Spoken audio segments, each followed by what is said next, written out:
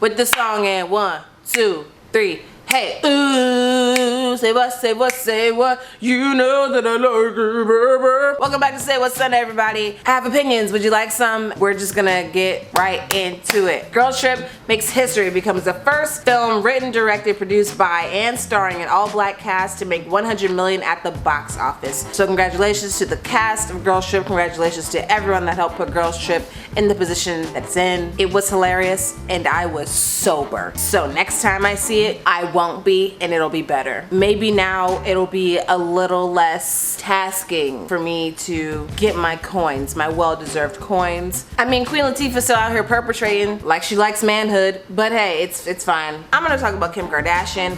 I'm also gonna talk about people on social media with platforms saying stupid shit. Kim Kardashian, very good friends with Jeffree Star. Jeffree Star is I guess you could say he's an entrepreneur. He started on YouTube, created his own makeup line, and now he's big and bad in the makeup world. However, Jeffree Star is a known racist. Has many videos out of calling black women out their name, calling black people out of their name, using the N-word and all types of other racial slurs. He's just not a good dude. Kim Kardashian, she either went on like Snapchat or Instagram story, whatever, and basically said, hey, Jeffree Star is my friend. You guys, this stuff is in the past. I hate it when people bring up things from my past because it's time to let it go and, you know, just forgive him. It's not that big of a deal. Blah, blah, blah, blah, blah. Jeffree Star is a very racist past. And then with things like Charlottesville, with Trump and everybody else just doing everything in their power to ethnic cleanse the US, you have to understand why we have a problem with what you said. She did go back on her social media with an apology. Aren't you tired of apologizing? As a social media person, you just have to say, okay, maybe I need to fact check this before I talk about it.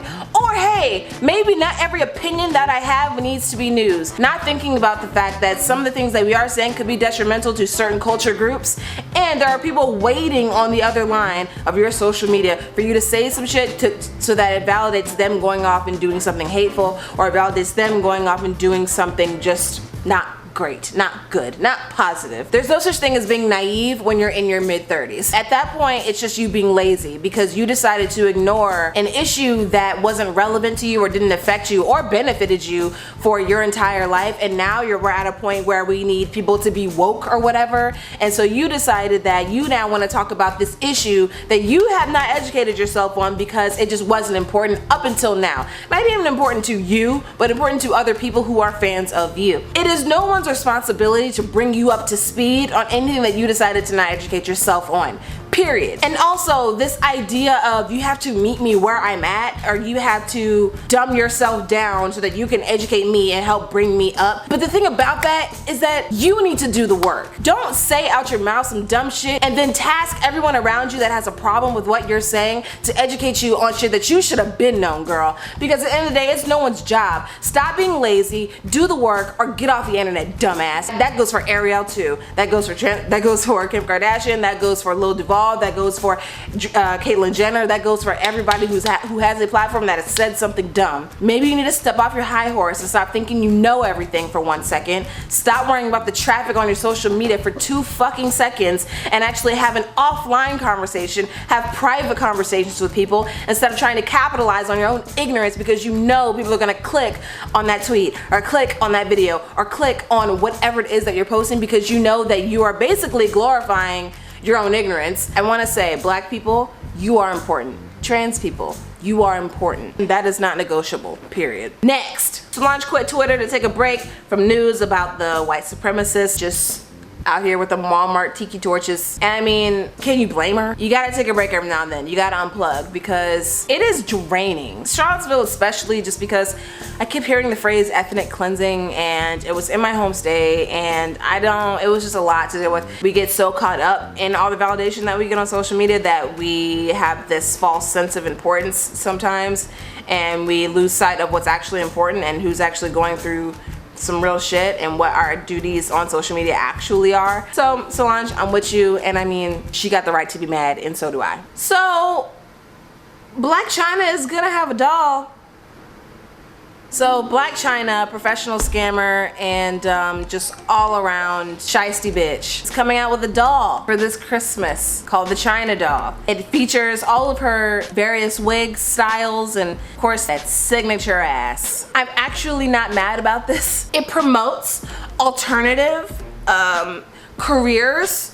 So, you know, normally with the Barbies you get, you know, the doctor, the lawyer, the cop, the veterinarian. But with the Black China doll, you know, your child can aspire to be waist training, wearing Instagram model, an entrepreneur, fashion killer. So I mean, there's really, it's just promoting alternative ways of income, alternative ways to live your life. The doll is gonna start around $75, which, no, you know, with this doll you can play all types of games. You can play ring around the rich nigga. Instead of playing house, you can play take the house. All right, now let's move on to the Bala Wives recap. I took notes and everything. Who watched it? First episode, who watched it? Okay, cool. They kind of throw a lot at you the first episode, and then they, like the first half, and then it breaks for 8 months, and then they come back and then they describe the characters a little bit more into detail and like why you're watching them, basically. Straight out the gate, they talked about Michael Vick and all his drama about him being in jail for having his dogs fight each other, having the puppies, throwing them hands. They talked about all his comments he made about Colin Kaepernick, about how he needs to do something with his hair.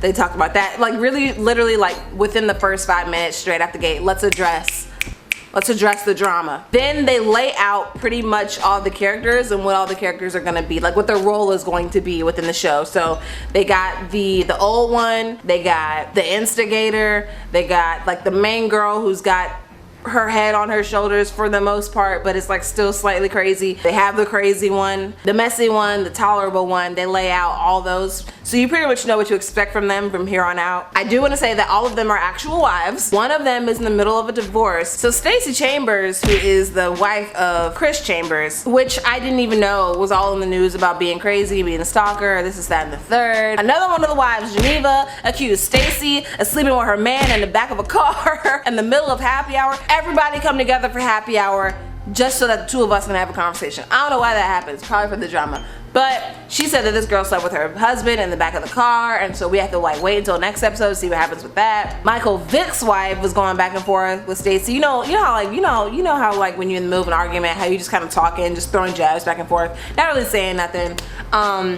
So they were doing that. Stacey makes a joke about her mother, but her mother is dead. So then that shit got awkward. It was a good first episode. It was a good first episode. It was definitely a little bit slower just so that they could introduce you to everybody. There's definitely gonna be a lot of mess in the next episode. I already got my eyes on Geneva because I know that she's gonna be like the one to cause the problems, but I'm also looking at Stacey because I know that she's gonna be the one to run her mouth. So I'm really just ready. And then Miko, the old one, she has a podcast and stuff on the show. And so I learned about sports, y'all, on this first episode. So it comes on again tomorrow on VH1, 10 p.m. Let me know what y'all think. Make sure that if you're on social media that you're hashtagging Bala Wives. Come back. We'll talk about it next week. That's my Say What Sunday. I'm done. My throat hurts from talking, being in my glottal fry. I will see y'all again very soon in another video.